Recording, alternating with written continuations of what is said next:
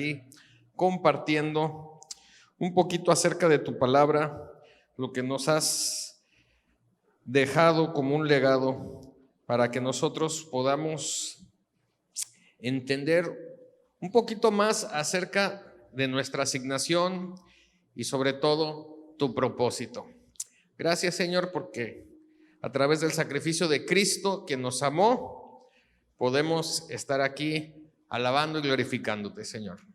Amén y amén. Así que hoy les quiero hablar un poquito de tierra. Bueno, ya tenemos el libro del doctor, que es la mezcla, ¿verdad? Y parte de lo que se necesita para hacer una buena mezcla, necesitas tierrita, ¿verdad? No soy albañil, pero creo que se ocupa agua, cemento, grava, tierra, arena, bueno. Y ya, pues ahí ya depende de los porcentajes de mezcla que quieras hacer, ¿verdad? Excelente. Bueno, entonces vámonos a Génesis capítulo 1, versículo 1. Yo creo que ya se lo saben de memoria. Dice, en el principio creó Dios los cielos y la tierra. Nuevamente, así empiezan las escrituras. Después de un tiempo de analizarlo y pensarlo, con esta primera frase, la verdad fue muy revelador para mí, porque el principio y el fin de todas las cosas es ¿quién? ¿Quién? No.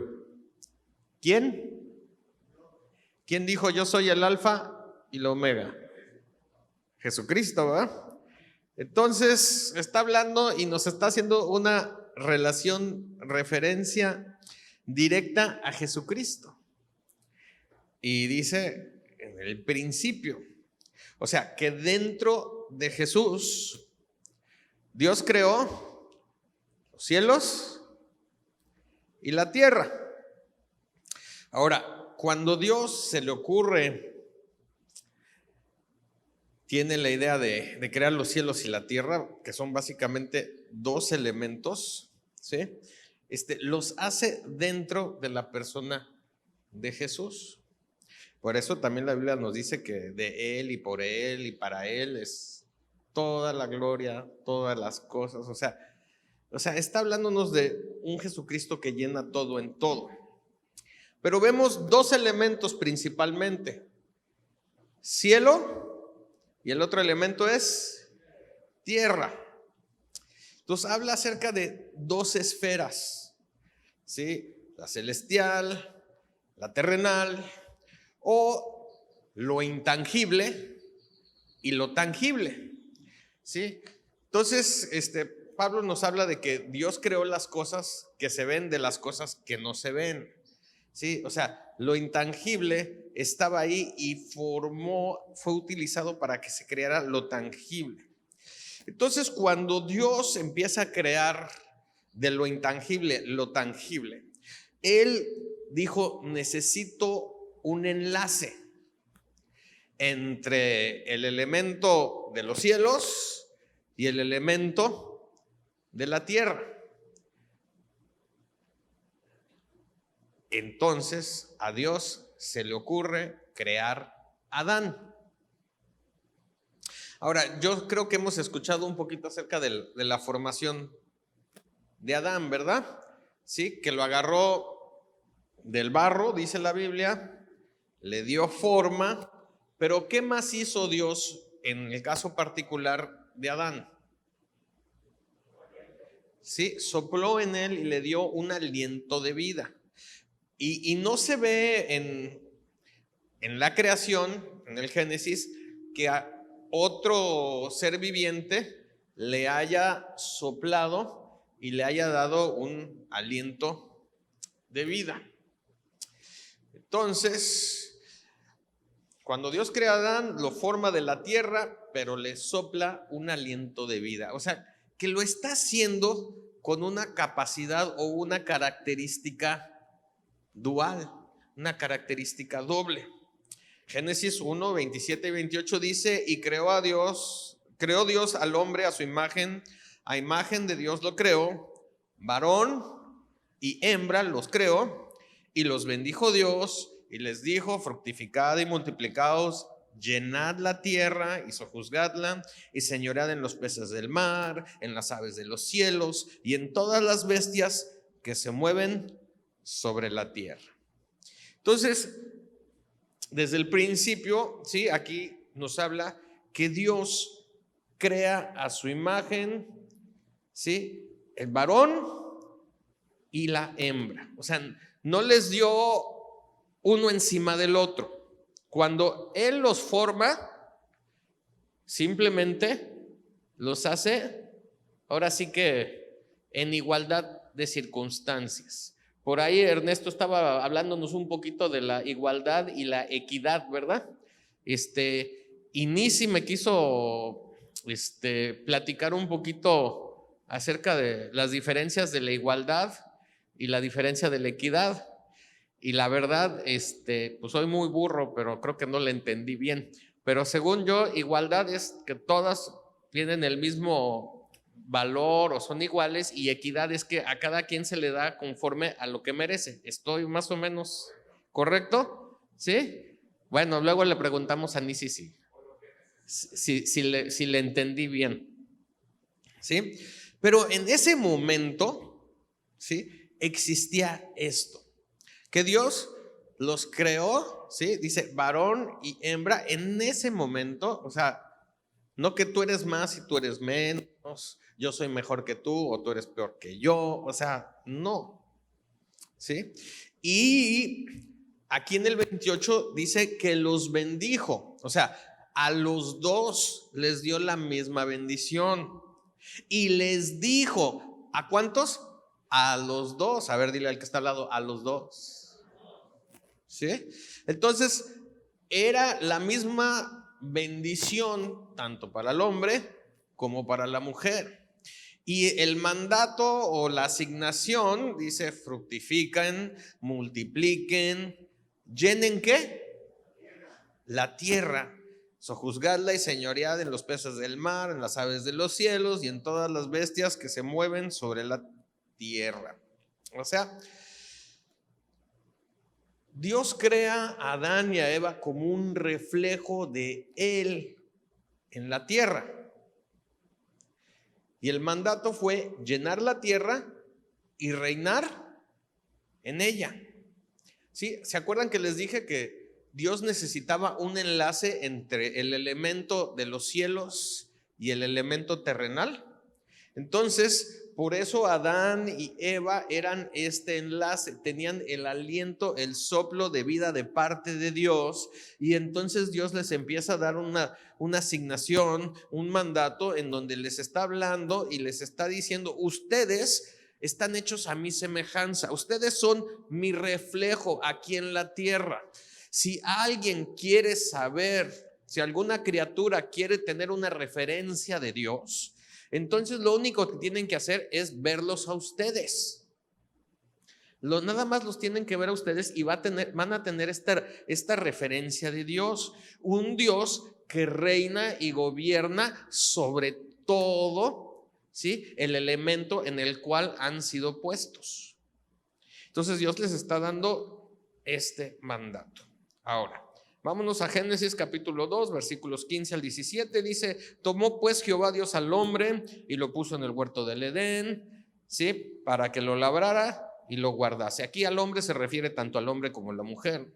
Y mandó Jehová Dios al hombre diciendo: de todo árbol del huerto podrás comer, mas del árbol de la ciencia del bien y del mal no comerás, porque el día que de él comieres, ciertamente morirás.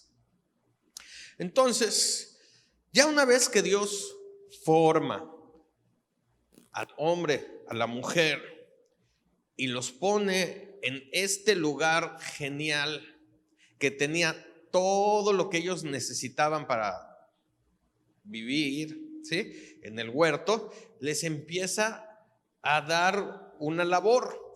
Y esta labor era que labraran y guardasen el huerto, ¿sí? Ahora, nuevamente, disculpen mi ignorancia, no soy campesino, pero si tú tienes que labrar algo, ¿qué tienes que labrar? la tierra, ¿verdad? ¿Sí?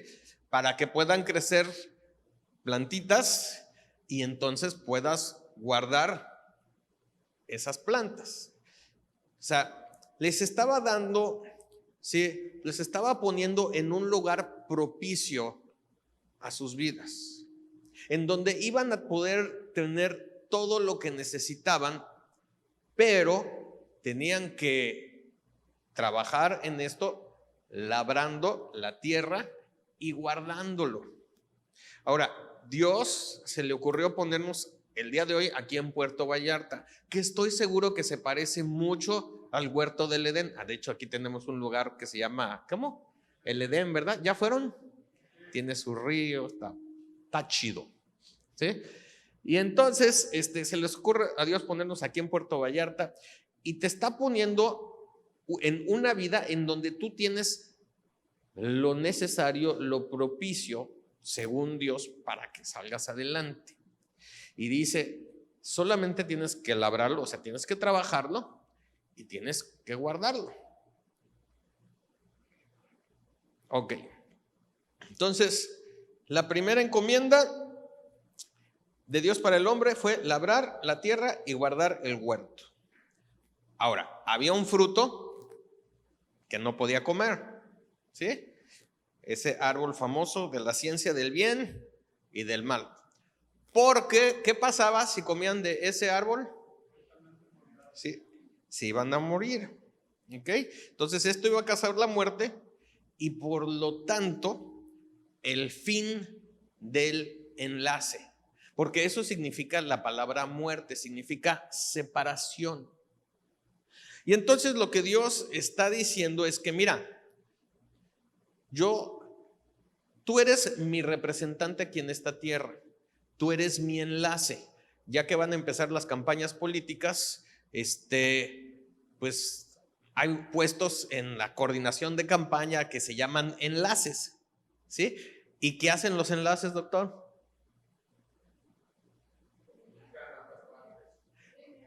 Comunican. A ver, Palmira, tú también le sabes. Exacto, o sea, entre las dos instancias son unas vías de comunicación, ¿sí? Y le dice, cuando tú comas de este árbol, lo que va a pasar es que este enlace o este nombramiento de enlace o representante se termina. Entonces, entendamos, ¿sí? Que el hombre era el enlace. Todos digan, el hombre era el enlace. El hombre era el reflejo de Dios. Digan, el hombre era el reflejo de Dios. ¿Sí? El hombre debía llenar la tierra y reinar. Todos díganlo. Y el hombre debía labrar y guardar el huerto. ¿Sí? Entonces era enlace, era reflejo de Dios, tenía que llenar la tierra y reinar, y tenía que labrar y guardar. Ahora, aquí es donde debemos entender el contexto de las cosas. Y entra mucha confusión en nuestras vidas porque se nos olvida un pequeño detalle. Todo esto, cuando se le asignó al hombre todo esto, ¿sí?, se llevó a cabo en un entorno de lo eterno, de eternidad. Adán y Eva, en ese momento cuando recibieron este mandato, eran seres eternos. No conocían la muerte, no estaba planeada su muerte. Ellos estaban diseñados para todo el tiempo ser esto. Entonces, este plan original fue diseñado bajo un contexto de lo eterno, bajo un contexto de comunión, bajo un contexto de no separación. Pero sabemos la historia, ¿verdad? ¿Sí? Tanto Adán y Eva comen de este fruto, la serpiente los engaña y llega la separación o la muerte. Y dejan, ¿sí? Entonces de ser el enlace, dejan de ser el reflejo de Dios, ¿sí? Ya no pueden reinar sobre la tierra y son expulsados del huerto. Entonces, ahí comenzamos la historia de la humanidad.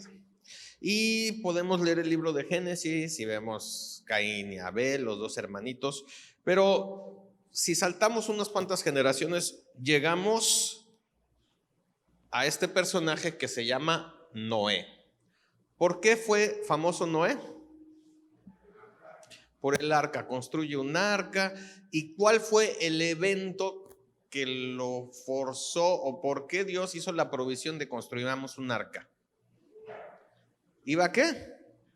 Iba a haber un diluvio, iba a llover. O sea, los cielos, ¿sí?, iban a inundar la tierra, ¿sí?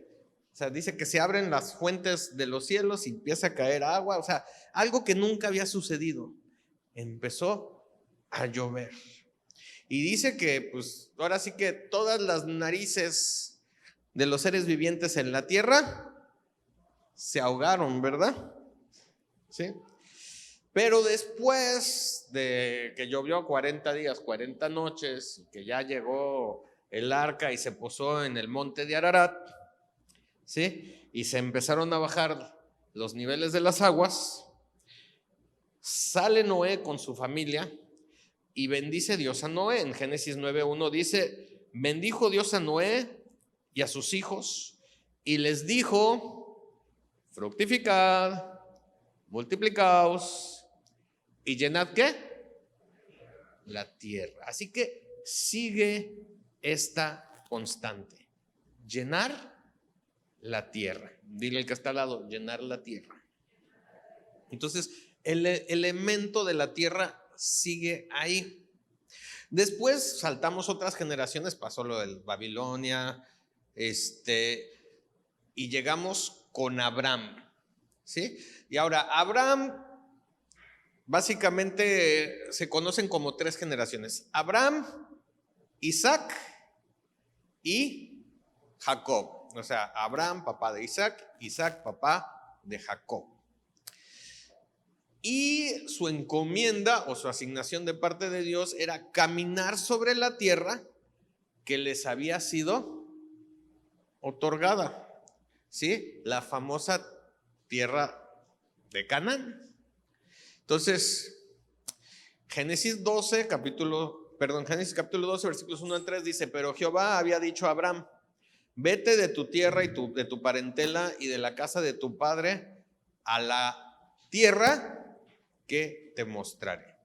Y haré de ti una nación grande y te bendeciré y engrandeceré tu nombre y serás bendición. Bendeciré a los que te bendijeren y a los que te maldijeren, maldeciré.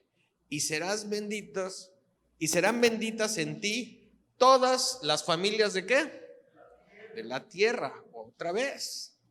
Entonces, ese fue el llamado y ahí empezó esto del inicio de la fe. Por eso a Abraham se le conoce como el padre ¿de qué? De la fe, ¿sí? Él recibe este llamado de parte de Dios y a la tierra, ¿sí?, que él tenía que ir a una tierra que se le iba a mostrar. Y entonces nosotros vemos cómo tiene un peregrinar y él sale de Ur de los Caldeos, ahí que se conoce como Irak hoy en día, y llega a la región de Canaán o Palestina y empieza a caminar en todas esas áreas. ¿Se acuerdan cuando se separa de su sobrino Lot? ¿Sí se acuerdan o no se acuerdan? Tenía un sobrino, ¿sí? Y entonces, como ya eran muy ricos los dos, tenían muchas cosas, mucho ganado y todo eso, se empezaron a pelear los empleados de Lot con los empleados de Abraham. Y entonces dijo Abraham: ¿sabes qué? Para que tú y yo no acabemos, ahora sí que agarrándonos de las trenzas, tú vete a donde tú quieras y a donde tú vayas, yo me voy al otro lado. Y entonces, pues Lot empezó a ver, y vio ahí un valle muy bonito, ¿sí? Donde estaba Sodoma y Gomorra, y dijo, pues aquí está a todo dar, ¿sí? Y se fue rumbo a ese lugar. Y entonces, ya cuando Abraham por fin se queda solo, Dios empieza a hablar con él. ¿Sí se acuerdan de ese pedazo de la Biblia? Y le dice, mira, a donde quiera que tú veas y volteas, yo te lo he entregado. Y todo lugar que pisare la planta de tus pies, yo te la doy.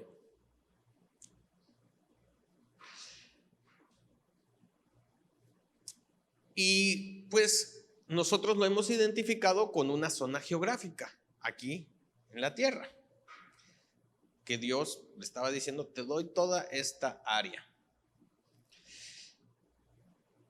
Su hijo Isaac también caminó en toda esta área geográfica, y Jacob, él fue a conseguir esposa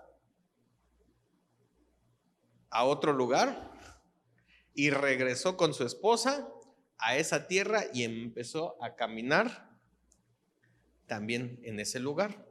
Ahora, Jacob, una vez les platiqué, ¿no?, de todas las desavenencias familiares que tuvo Jacob. ¿Se acuerdan de esa prédica? Sí, pues ahora sí que tuvo muchos hijos, ¿verdad? Y con muchas mujeres, bueno, no sé si muchas, pero más de una creo que ya son muchas. ¿Sí?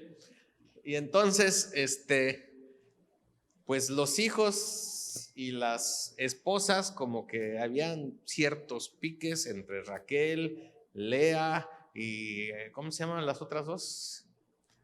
Híjole, Mispa creo que se llamaba una, y la otra ya ahorita no me acuerdo, pero había como pique y pleitos entre ellas por los hijos, ¿no? Mi hijito y mi hijito. Y pues había un muchachito que era soñador. ¿Se acuerdan cómo se llamaba? José. ¿Y qué hicieron sus otros hermanitos tan buena gente que eran? Lo vendieron. ¿Sí? O sea, lo iban a matar, pero como no había dinero en que se muriera, pues dijeron, ¿saben qué? ¿Para qué lo matamos? Mejor lo vendemos y todos contentos. Bueno, casi todos contentos. Había uno de los hijos que no estaba muy contento, ¿verdad? Pero todo esto, ¿sí?, que hizo Abraham, esta caminata que hizo Abraham y que hizo Isaac y que hizo Jacob, fue bajo un contexto de fe. A ver, todos digan, fue bajo un contexto de fe. O sea, nosotros tendemos a pensar de que efectivamente caminaron sobre el área geográfica de Palestina y por lo tanto, ¿sí?, Israel tiene que ser en esa área geográfica. Pero cuando Dios estuvo hablando y tratando con Abraham, ¿sí?, porque él no podía tener un heredero, Dios siempre estuvo tratando con él bajo un contexto de fe. Y entonces un día le dice, mira, quiero que salgas y veas las estrellas y quiero que las empieces a tratar de contar. Y quiero que salgas y veas la arena y quiero que la empieces a tratar de contar. Y así será tu descendencia. O sea, le estaba diciendo, quiero que tú entiendas de que tú eres ahora sí que el padre de una nación. ¿Pero de qué nación? El apóstol Pablo nos dice de qué nación. ¿De qué nación? La nación celestial. ¿Se acuerdan que estábamos hablando de dos elementos, cielo y tierra? Muy bien. Entonces, todo esto siempre fue bajo el entorno de lo eterno, de la fe, más que de lo tangible. Ahora, seguimos. De José a Moisés ¿qué fue lo que sucedió en ese periodo de tiempo? Esclavitud, ¿sí? Israel no existía como nación en el tiempo de José, era una familia. Hubo hambre en el área geográfica de Palestina, ¿sí? Y entonces José, que ya lo habían vendido y que él había tenido sueños de la atmósfera celestial y los había mezclado con fe para esta tierra, se da cuenta de que él tenía que preservar, ¿sí?, esa familia y se los trae a Egipto.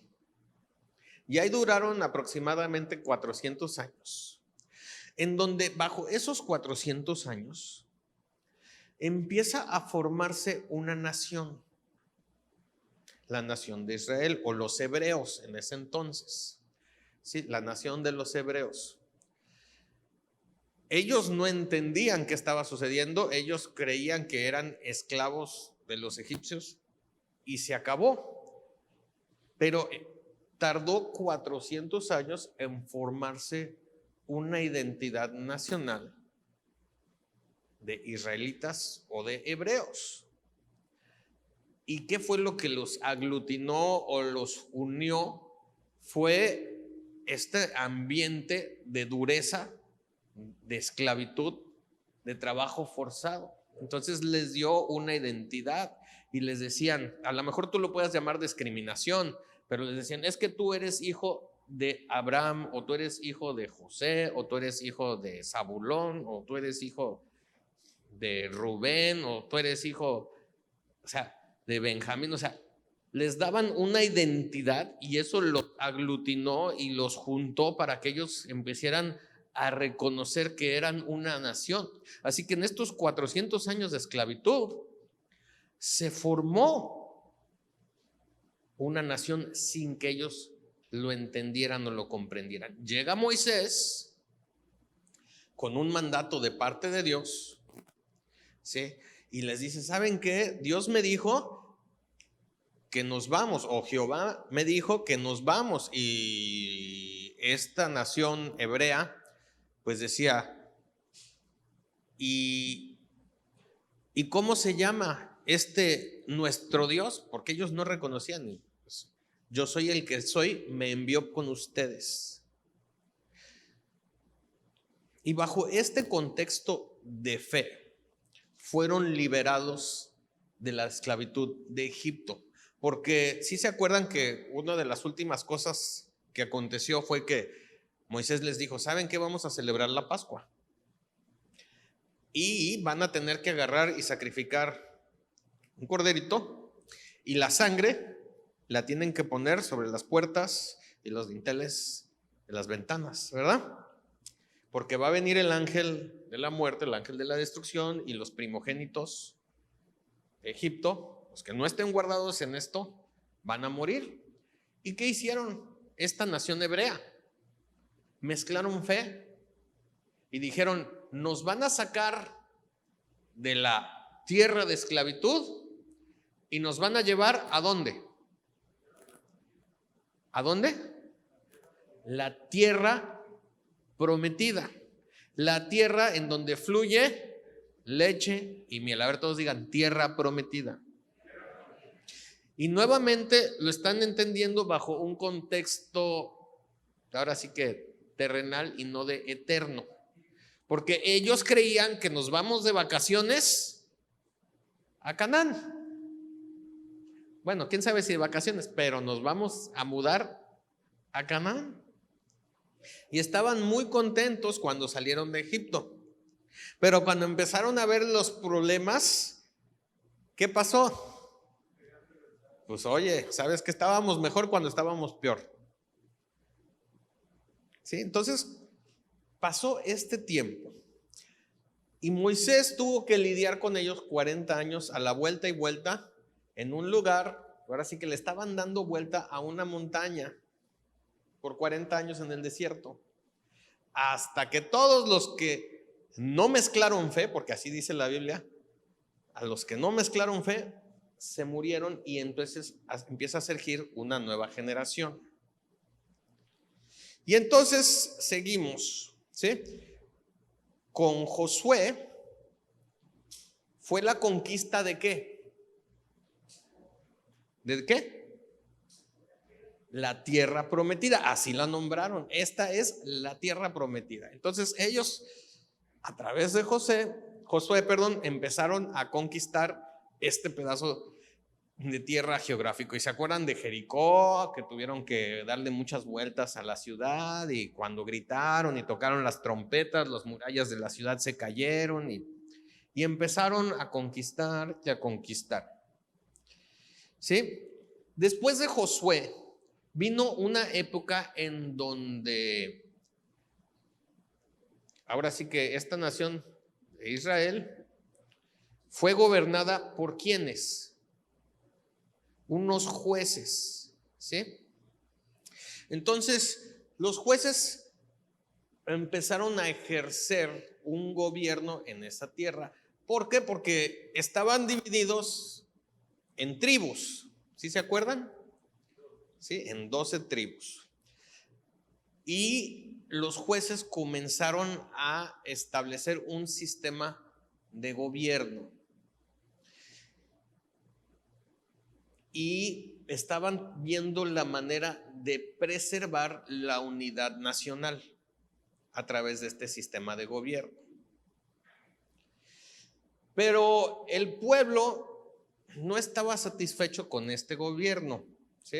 Había un profeta que se llamaba Samuel, que era juez de toda esta nación de Israel, y le dijeron, ¿sabes qué? Ya no queremos ser gobernados por jueces, sino queremos un rey, como está de moda, que nos gobierne a nosotros, así como está gobernando en los países vecinos. Y entonces, pues ahora sí que Samuel consultó con Dios. Dios habla con Samuel y le dice, ¿sabes qué? No te están desechando a ti, me están desechando a mí, y les vamos a dar lo que quieren, un rey que se va a enseñorear de ellos. Y fue entonces que surge Saúl. Después de Saúl surge como rey David. Después de David surge como rey Salomón. Y después de Salomón, sí, Roboam, pero existe la división nacional y entonces se separan y existen dos reinos, o se crean dos reinos. ¿Cómo se llamaba un reino? El reino del norte y del sur. Bueno, casi. Samaria y el otro, más fácil, ¿sí? Judea y Samaria. Esos eran los dos reinos que surgieron y ahí se la pasaron peleándose y dividido por el resto del tiempo, ¿sí? Entonces, con Moisés fue el éxodo a la tierra prometida. Con Josué fue la conquista de la tierra prometida. Con los jueces fue el gobierno en la tierra prometida. Con los reyes fue la división de la tierra prometida.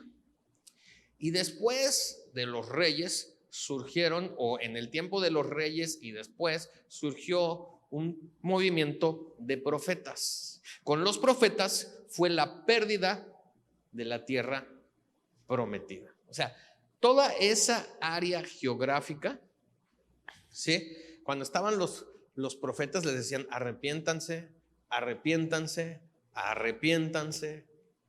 O sea, cambien su manera de pensar, ¿sí? La nación hebrea fue esparcida por toda la tierra, al punto de que siguen estando esparcidos muchos, ¿sí? Te vas a la ciudad de Nueva York, hay muchos judíos. Te vas a la colonia Polanco en la Ciudad de México, hay muchos judíos. Y hay un montón de ciudades y lugares, ¿sí? En Europa, hasta hay judíos en África que son negritos, o sea, de todo esto.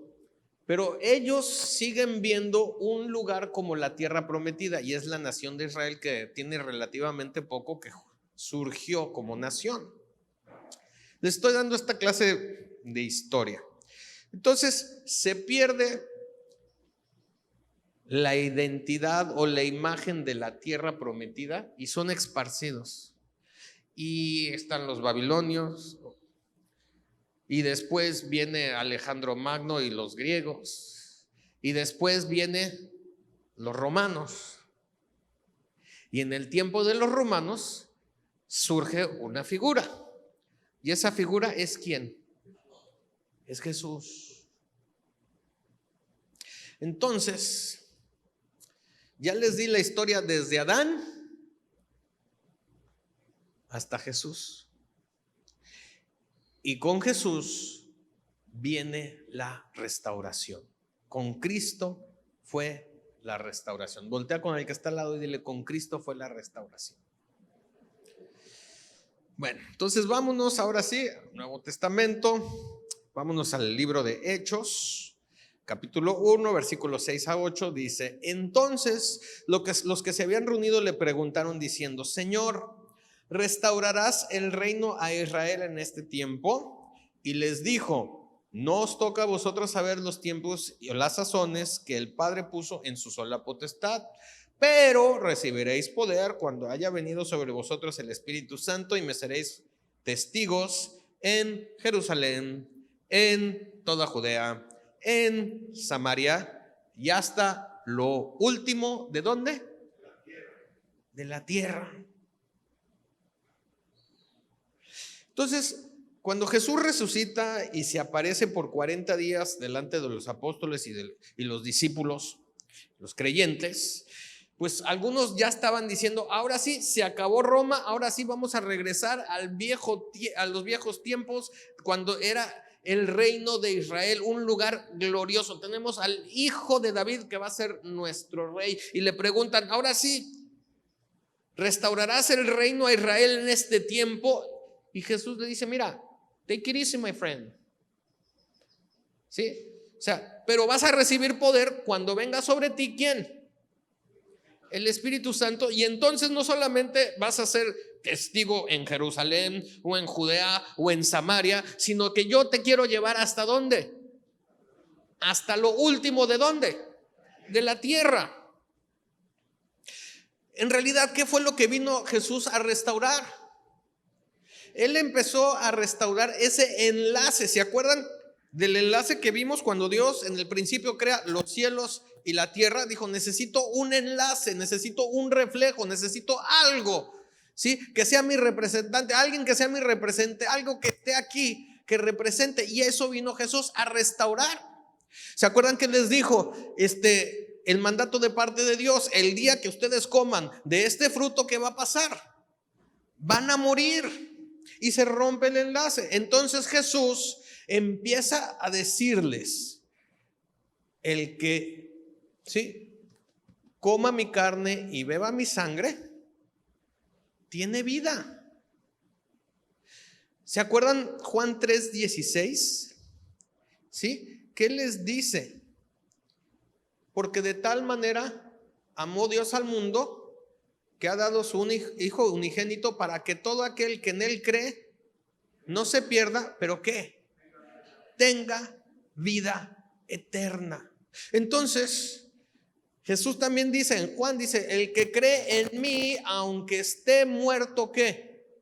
Vivirá. Siempre el contexto, siempre la idea ha sido manejarnos en la dimensión de lo eterno. Y eso es lo que Dios quiere que empecemos a ver, porque cuando nosotros estamos bajo la dimensión de lo tangible, ¿sí? Pensamos en la tierra prometida como un lugar geográfico, o nos pasa como el pueblo judío cuando sale de Egipto y quiere ser llevado a la tierra prometida, piensan que van a llegar a un lugar físico. Y entonces cuando vienen las pruebas en lo físico, decían: estábamos mejor cuando estábamos peor. Porque el mandato y la idea y el corazón de Dios siempre se ha manejado en algo que se mueva en lo eterno. Jesús mismo dice en Mateo 24:35: el cielo y la tierra pasarán, pero mis palabras no pasarán. Y entonces Dios ha hablado sobre cada uno de nosotros desde antes de la fundación del mundo. Y esto solamente se puede entender si lo vemos bajo una dimensión de lo eterno. No es que Dios diga, ay, pues hoy qué mensajito le voy a decir a mi hijito o a mi hijita. No, Él tiene un plan, un diseño, tiene su propósito y tiene una asignación para tu vida desde antes de la fundación del mundo. Así como Jesús tenía su asignación, el cordero que fue inmolado antes de la fundación del mundo, tú también tienes una asignación que ha sido ahora sí que predeterminada desde lo eterno, bajo un concepto de lo eterno. Entonces, cuando Él dice, cielo y tierra pasarán, mis palabras no pasarán, ¿sí? Nos lleva a Apocalipsis, el último libro de la Biblia, el penúltimo libro, el capítulo de la Biblia, dice lo siguiente: vi un cielo nuevo y una tierra nueva, porque el primer cielo y la primera tierra pasaron y el mar ya no existía más. Entonces nos está hablando de una restauración en donde ese tiempo de la ruptura del enlace ya no más, sino Jesús en Él está estableciendo y está restaurando y dice, hay cielo nuevo, hay tierra nueva y por lo tanto hay representantes nuevos. ¿Qué es lo que tienes que hacer para ver el reino de Dios? Nacer de nuevo. O sea, y quiere que empieces a ver que Dios ve las cosas bajo un concepto de eterno y tú eres un ser eterno. Pero nosotros pensamos que pues nada más estamos en esta vida el día que nacemos y el día que nos morimos. Pero Jesús claramente dice, el que cree en mí, aunque esté muerto, vive. ¿Sí? O sea, yo vine para que tú tengas una vida, ¿qué? Eterna. Y la vida eterna no es el día que ya no estés físicamente presente aquí, que estés en el cielo. La vida eterna es que tú seas este enlace de parte de Dios.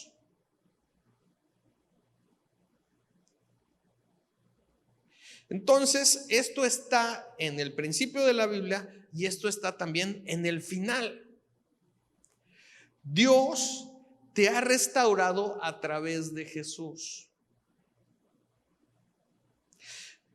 Y ese mandato original que se les dio a Adán y a Eva, ¿sí? Él quiere que tú llenes la tierra y que fructifiques en esta tierra. Quiere que tú labres y que guardes y que seas el reflejo de Dios aquí. A eso te puso. Él quiere que tú aprendas a moverte en la esfera de lo eterno. O sea, no estoy diciendo que te muevas en la esfera de lo sobrenatural, de que empieces a levitar 3 metros en el aire, sino que te empieces a dar cuenta de qué ser verdaderamente eres. Eres un ser eterno. La eternidad está en ti. Porque eso fue lo que Dios hizo desde el principio.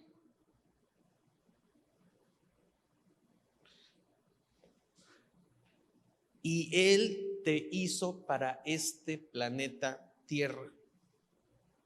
Porque así te ha hecho. Te ha hecho tierra, pero también te ha hecho espíritu. Y por eso Jesús dice, cuando venga sobre ti el espíritu, vas a tener poder y vas a poder ser mi testigo, Jerusalén, Judea, Samaria, pero hasta lo último de la tierra también. O sea que él quiere que nosotros empezamos a salirnos de este huevito mental en donde dices yo y yo, y que empecemos a darnos cuenta de que el mandato de parte de Dios es hasta lo último de la tierra, o sea, que llegues a todo. Y hoy en día tenemos tecnología que nos permite llegar físicamente hasta lo último de la tierra. Sí, ayer yo estuve en unas conferencias traduciendo y pues a diferentes partes del mundo estaba llegando la señal de lo que yo estaba traduciendo.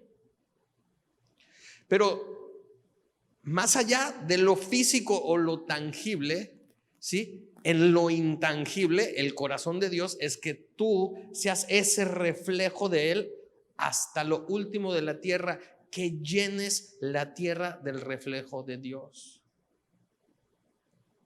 Y que no veas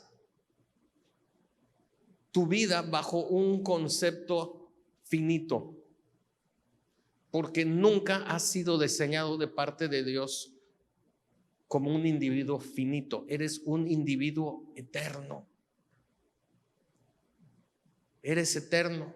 Dile al que está al lado, eres eterno. A eso vino Jesús, a restaurar. Dice, el que cree en mí, aunque esté muerto, vivirá.